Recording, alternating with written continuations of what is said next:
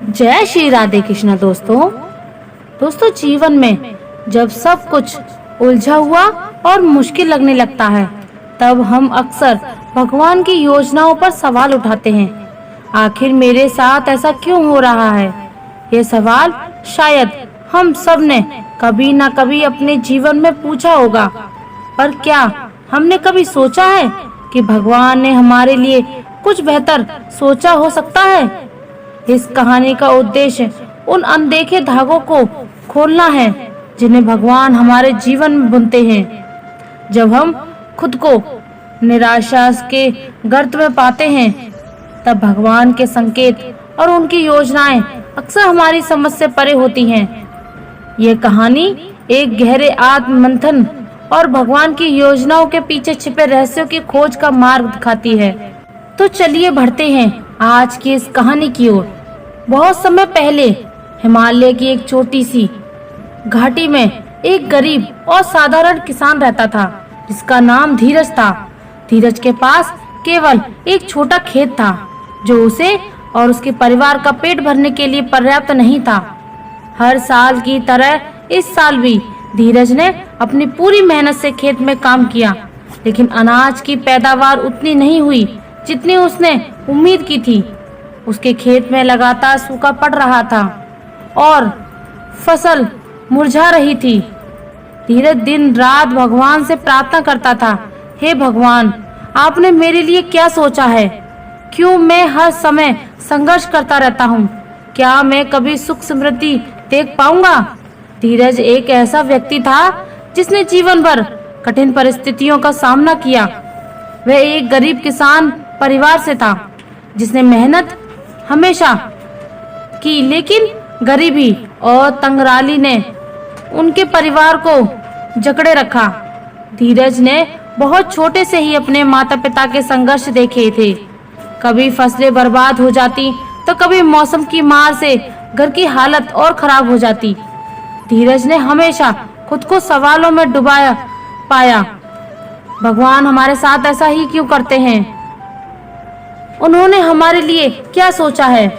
वह हर दिन हमारे परिवार के लिए मेहनत करता है, लेकिन जब हालात नहीं सुधरे तो उसकी निराशा बढ़ती गई। धीरज अब भगवान को कोसने लगा था। वह रात में भगवान की मूर्ति के सामने बैठकर सवाल करता, क्या आपने मेरे लिए कुछ अच्छा सोचा भी है या नहीं? कब तक मुझे और मेरे परिवार को यूं ही तड़पाते रहना होगा? धीरज का यह संघर्ष केवल गरीबी तक सीमित नहीं था। उसके मन में गहरी निराशा और कटुलता घर कर चुकी थी। वह भगवान को दोष देने लगा था। एक दिन जब उसकी पत्नी और बच्चे भूखे थे और उसके पास उन्हें खिलाने के लिए कुछ भी नहीं था, वह अपने खेत के पास बैठकर फूट फूट कर रोने लगा। उसे लगा कि अब भगवान ने अब की बात कभी नहीं सुनेंगे और शायद उनके पास उसके लिए कोई योजना भी नहीं थी। धीरज ने आंसुओं से भरी आंखों के साथ कहा, अगर भगवान है तो उन्हें मेरी मदद करनी चाहिए। मैं इतनी मेहनत कर रहा हूँ, फिर भी कुछ नहीं हो रहा। ऐसी ही उलझनों में धीरज एक दिन गांव के प्रसिद्ध संत महाराज के पास गया। महाराज को लोग भगवान का सच्चा भक्त और ज्ञान का भंडार मानते थे। उन्होंने धीरज की कहानी सुनकर उसे धैर्यपूर्वक सुना और अपनी शांत गहरी आवाज से बोले, धीरज, तुम ये मानते हो कि भगवान तुम्हारे लिए कुछ अच्छा नहीं सोच रहे, लेकिन क्या तुमने कभी सोचा है कि भगवान हमें वह नहीं देते जो हम चाहते हैं, बल्कि वह देते हैं जो हमारे लिए सही होता है? धीरज की आंखों में आंसू थे और उसके चेहरे पर पीड़ा की लकीरें। उसने कहा, महाराज, मैं भगवान पर विश्वास करना चाहता हूँ, पर जब मैं अपने परिवार को भूखा देखता हूँ तो मेरा विश्वास डगमगा जाता है। धीरज ने संत महाराज से अपनी पूरी व्यथा सुनी और एक बार फिर अपनी निराशा को शब्दों में व्यक्त किया। महाराज, मैं कितने ही सालों से मेहनत कर रहा हूँ, पर ना तो फसल अच्छी हो रही है और न ही परिवार की स्थिति सुधर रही है। मैंने भगवान से बार बार पूछा है कि उन्होंने मेरे लिए क्या सोचा है? आखिर मुझे यह सब दुख क्यों सहना पड़ रहा है? क्या भगवान ने मेरे लिए कुछ भी नहीं अच्छा सोचा? संत महाराज शांत स्वभाव से धीरज की ओर देखते हुए मुस्कुराए और बोले, धीरज, जीवन की कठिनाइयों को हम अक्सर अपने नजरिए से देखते हैं और सोचते हैं कि यह सिर्फ हमारे साथ ही क्यों हो रहा है, पर भगवान की योजनाएं हमसे कड़ी बड़ी होती हैं और रहस्यमय होती हैं। आज मैं तुम्हें 2 कहानियां सुनाता हूँ जो इस बात को गहराई से समझने में मदद करेंगी कि भगवान हर किसी के लिए अच्छा ही सोचते हैं।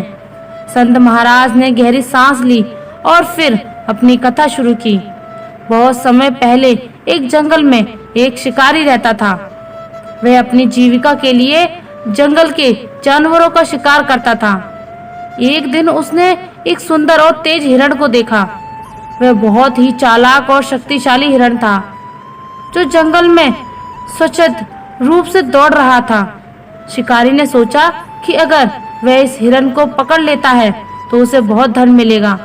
शिकारी अपनी बंदूक लेकर हिरण के पीछे दौड़ा। हिरण ने शिकारी को आता देख और तेजी से दौड़ना शुरू कर दिया। शिकारी ने कई बार हिरण पर निशाना साधा, लेकिन हर बार हिरण उसकी बंदूक से बच जाता। शिकारी ने जंगल के कई हिस्सों में जाल बिछाया, लेकिन हर बार हिरण उन जालों से निकल जाता। ऐसा लगता था जैसे कोई अदृश्य शक्ति हिरण की रक्षा कर रही थी। शिकारी हैरान था, पर उसने हार नहीं मानी। वह लगातार हिरण का पीछा करता रहा। एक दिन आखिरकार हिरण एक जाल में फंस गया। शिकारी बहुत खुश हुआ और दौड़ते हुए हिरण की ओर बढ़ा, पर जैसे ही उसने अपनी बंदूक उठाई, बंदूक ने काम करना बंद कर दिया। शिकारी ने उसे बार बार चलाने की कोशिश की, पर बंदूक से कोई गोली नहीं निकली। वह असमंजस में था, पर फिर उसने सोचा कि यह हिरण को अपने हाथों से ही पकड़ लेना। शिकारी अपनी गाड़ी से उतरकर हिरण की ओर भागा, लेकिन जब वह करीब पहुंचा तो हिरण अचानक जाल से छूट गया और तेजी से भाग खड़ा हुआ। शिकारी ने फिर से उसका पीछा किया। शिकारी का पीछा अब और भी तेज हो रहा था। वह अपने लक्ष्य को हासिल करने के लिए अंधाधुंध दौड़ा जा रहा था। हिरण एक गहरे गड्ढे के पास पहुंचा और उसमें गिर पड़ा। शिकारी ने सोचा कि अब उसकी जीत पक्की है।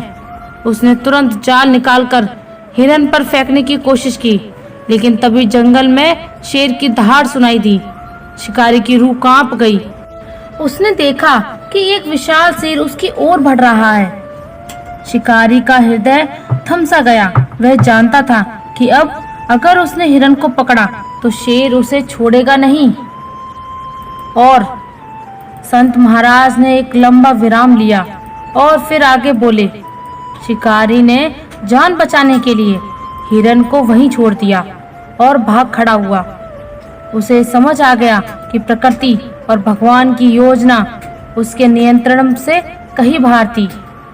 वह कितना भी कोशिश करे, जब भगवान किसी की रक्षा करने का निश्चय कर लेते हैं तो उसे कोई नुकसान नहीं पहुंचा सकता। धीरज ये कहानी सुनकर मंत्र मुग्ध था। उसने आंखों में चमक थी और दिल में कुछ हल्का सा महसूस किया, पर उसकी जिज्ञासा और भी बढ़ गई। उसने कहा, महाराज, यह कहानी सचमुच अद्भुत थी, पर क्या यह मेरे जीवन से जुड़ती है? संत महाराज ने धीरज की ओर देखते हुए कहा, बिल्कुल बेटा। जीवन में कई बार ऐसा होता है कि हम ये नहीं समझ पाते कि भगवान ने हमारे लिए क्या सोचा है। शिकारी की तरह हम भी अपने लक्ष्यों के पीछे भागते रहते हैं, बिना ये सोचे कि भगवान की योजना कुछ और हो सकती है। हिरण भगवान के संरक्षण में था और जब तक भगवान चाहते थे, शिकारी उसे पकड़ नहीं सका। भगवान हर किसी के जीवन की दिशा को नियंत्रण करते हैं, चाहे वे इंसान हो या जानवर। हमें बस उनकी योजना पर विश्वास रखना चाहिए। संत महाराज ने फिर दूसरी कहानी शुरू की, जो धीरज को और गहराई से जीवन के रहस्य को समझाने वाली थी। बहुत समय पहले एक पहाड़ी गांव में एक गरीब लकड़हारा रहता था। वह रोज सुबह उठकर जंगल में जाता और लकड़ी काट कर लाता। वह मेहनती था, पर जीवन में कठिनाइयों का सामना कर रहा था। उसके पास इतना भी नहीं था कि वह अपने परिवार को ढंग से खिला सके। फिर भी वह ईमानदारी और मेहनत से काम करता था और भगवान पर विश्वास रखता था। एक दिन जब वह जंगल में लकड़ी काट रहा था, उसने एक विशाल काय सांप देखा। सांप किसी प्रकार के जाल में फंसा हुआ था और छटपटा रहा था। लकड़हारा डर गया, लेकिन उसने सोचा कि अगर उसने सांप की मदद की तो शायद वह उसे नुकसान ना पहुंचाए। लकड़हारा सावधानी से सांप के पास गए और जाल को काटकर उसे मुक्त कर दिया। सांप ने अपनी विशाल आंखों से लड़के को देखा और बोला, तुमने मेरी जान बचाई है, मैं तुम्हें इसके बदले में कुछ देना चाहता हूँ। लकड़हारा सोच में पड़ गया कि सांप आखिर उसे क्या दे सकता है। सांप ने कहा, तुम मेरे साथ आओ। लकड़हारा झटकेते हुए उसके पीछे चल पड़ा। कुछ दूरी पर चलने के बाद सांप उसे एक गुफा के पास ले गया। गुफा के अंदर बेशुमार खजाना था। सांप ने कहा, ये तुम्हारे लिए है, लेकिन तुमने मेरी मदद की है। लकड़हारा खुश हो गया और उसने जितना हो सके उतना खजाना लिया। उसके मन में लोभ था और उसने सोचा कि वह पूरा खजाना ले ले, लेकिन जैसे ही उसने और खजाना लेने की कोशिश की, गुफा का दरवाजा बंद हो गया और लकड़हारा वहां फंस गया। वह बहुत डर गया और समझ नहीं पाया कि क्या करे। सांप ने बाहर से कहा, तुमने अपनी मदद से ज्यादा लोभ किया। भगवान ने तुम्हें जितना दिया वह तुम्हारे लिए पर्याप्त था, पर लोभ तुम्हें विनाश की ओर ले जाता है। लकड़हारे ने अपनी गलती समझी और भगवान से क्षमा मांगी। कुछ समय बाद दरवाजा खुल गया, लेकिन जब तक लकड़हारे ने यह सीख लिया था कि भगवान जो देते हैं वही हमारे लिए सही होता है, हमें ज्यादा की लालसा नहीं करनी चाहिए। संत महाराज ने कहानी समाप्त की और धीरज की आंखों में झांकते हुए कहा, धीरज, ये कहानी भी तुम्हारे जीवन के लिए एक संदेश है।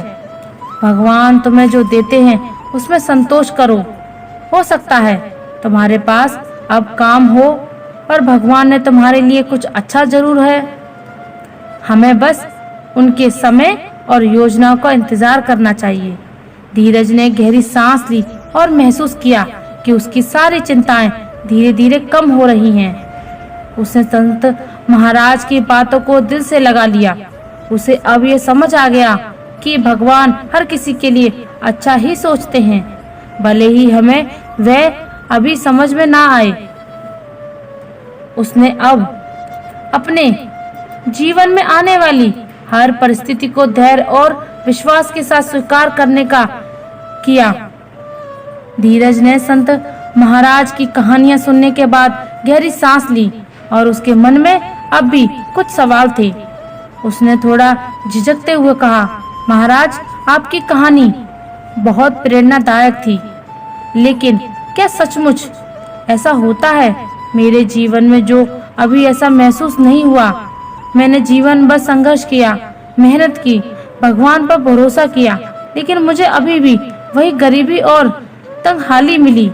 आखिर कब तक ये सिलसिला चलता रहेगा? महाराज ने धीरज की ओर देखा। उसकी आंखों में संतुलन और गहराई थी। उन्होंने धीरे धीरे मुस्कुराते हुए कहा, धीरज, जीवन हमें हर दिन एक नया अवसर देता है।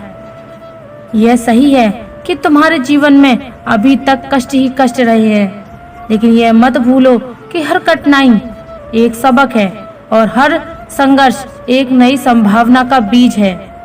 कभी कभी हमें वे चीजें तब नहीं मिलती जब हमें उन्हें चाहते हैं, बल्कि तब मिलती हैं जब हमें उनकी सबसे ज्यादा जरूरत होती है। धीरज ने कुछ सोचते हुए कहा, महाराज, क्या मेरे सारे कष्ट मेरे पिछले कर्मों का फल है? मेरे माता पिता भी बहुत संघर्ष कर चुके हैं और अब मैं वह नहीं देख रहा हूँ। क्या मैं इस चक्र से कभी निकल पाऊंगा? महाराज ने गहरी सांस ली और बोले, धीरज, कर्मों का फल जरूर मिलता है, यह सत्य है, परंतु याद रखो, भगवान हमें हमेशा एक मौका देते हैं। हमारे पास हमेशा वर्तमान का क्षण होता है। यदि तुम आज सही दिशा में कदम बढ़ाओगे तो भविष्य के तुम्हारे लिए नए रास्ते खुलेंगे। हर परिस्थिति भगवान की योजना का एक हिस्सा है जो हमें समझने में मुश्किल हो सकती है, लेकिन इसका परिणाम हमेशा बेहतर होता है। धीरज ने अपनी पीड़ा को आवाज देते हुए कहा, महाराज, क्या भगवान मेरे दुख को देख रहे हैं? क्या उन्होंने मेरे लिए कुछ बेहतर योजना बनाई है? मुझे ऐसा क्यों लगता है कि उन्होंने मेरे लिए कुछ नहीं सोचा है। महाराज, जब मेरे माता पिता ने इस दुनिया को अलविदा कहा तो मैंने भगवान से यही सवाल पूछा कि आखिर क्यों उन्होंने मुझे अकेला छोड़ दिया। मेरे पास परिवार था, फिर भी मैं इतना अकेला महसूस करता हूँ। गरीबी ने मेरे आत्मविश्वास को चकनाचूर कर दिया। क्या मेरे लिए भी कोई अच्छी योजना हो सकती है? संत महाराज ने अपनी शांत आवाज में कहा, धीरज, हम में से हर व्यक्ति किसी न किसी संघर्ष से गुजरता है।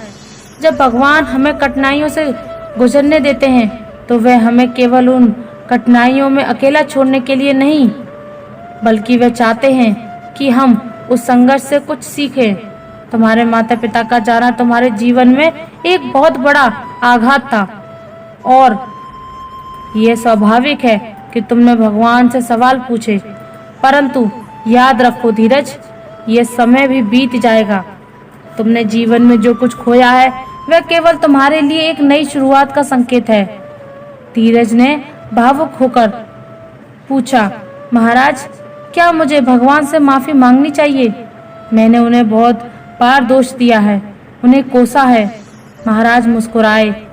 धीरज, भगवान के दिल में केवल प्रेम है, उन्हें माफी मांगने की जरूरत नहीं है। वे हमारे दिलों को समझने और जब हम निराश हो जाते हैं, दुखी हो जाते हैं, जब भी वे हमें माफ कर देते हैं। तुम्हारा उन्हें दोष देना एक मानवीय प्रतिक्रिया है और भगवान उसे समझते हैं। लेकिन अब जब तुम्हें एहसास हो गया है तो भगवान से अपने दिल की बात कहो। उन्हें बताओ कि तुमने जो सीखा है उसे अब अपनाना चाहते हो। धीरज की एक नई समझ और गुरुजी के साथ संवाद। धीरज ने गुरुजी की बातें सुनकर खुद को शांत महसूस किया। उसका संघर्ष केवल उसकी परीक्षा थी और भगवान ने उसके लिए भी कुछ अच्छा सोच रखा है। उसने संत महाराज से कहा, महाराज, आपकी कहानियाँ और आपकी बातें मेरे दिल को छू गईं। अब मैं समझता हूँ कि मेरे जीवन में जो कुछ भी हुआ है वह भगवान की योजना का हिस्सा है। मुझे धैर्य और विश्वास रखना होगा। महाराज ने मुस्कुराते हुए कहा, धीरज, यह तुम्हारी पहली जीत है। जब हम भगवान पर भरोसा करना शुरू करते हैं तो जीवन में सब कुछ बदल जाता है। अब तुम ये जान लो कि भगवान तुम्हारे हर कदम पर तुम्हारे साथ है। तुम जो भी करते हो उसमें उनका आशीर्वाद है। परंतु याद रखो, तुम्हें अपनी मेहनत कभी नहीं छोड़नी है। तुम्हें अपने प्रयासों से भगवान का मार्ग देखना है। धीरज ने संत महाराज के चरणों में झुकते हुए कहा, महाराज, आपने मेरी आंखें खोल दी। अब मैं अपने जीवन में एक नई दृष्टि से देखूंगा। भगवान की योजनाएं मेरी समझ के परे हैं, पर अब मैं विश्वास रखूंगा कि जो भी हो रहा है वह मेरे लिए सही होगा। महाराज ने आशीर्वाद देते हुए कहा, धीरज, भगवान ने तुम्हारे लिए कुछ बहुत अच्छा सोच रखा है। बस धैर्य और विश्वास रखो। हर कठिनाई के बाद सफलता तुम्हारी होगी। धीरज ने संत महाराज को धन्यवाद कहा और एक नई ऊर्जा के साथ अपने जीवन को जीने का संकल्प लिया। अब यह जानता था कि भगवान उसके लिए भी कुछ अच्छा सोच रहे हैं और जब सही समय आएगा उसे वह मिलेगा जो उसके लिए सबसे अच्छा होगा। धीरज की कहानी हमें ये सिखाती है कि जीवन में चाहे जितनी भी कठिनाइयां आए, हमें भगवान पर भरोसा रखना नहीं छोड़ना चाहिए। भगवान ने हर किसी के लिए कुछ अच्छा सोच रखा है। बस हमें धैर्य और विश्वास और मेहनत से अपने रास्ते पर चलते रहना चाहिए। जब सही समय आएगा भगवान हमें वह दे ही देंगे जो हमारे लिए सही और उचित है। तो दोस्तों, उम्मीद करते हैं आपको हमारा ये वीडियो अच्छा लगा हो, और अगर आप हमारे चैनल पर नए हैं तो चैनल को सब्सक्राइब कर लीजिए और कमेंट में जय श्री राधे कृष्णा जरूर लिख दीजिए। धन्यवाद।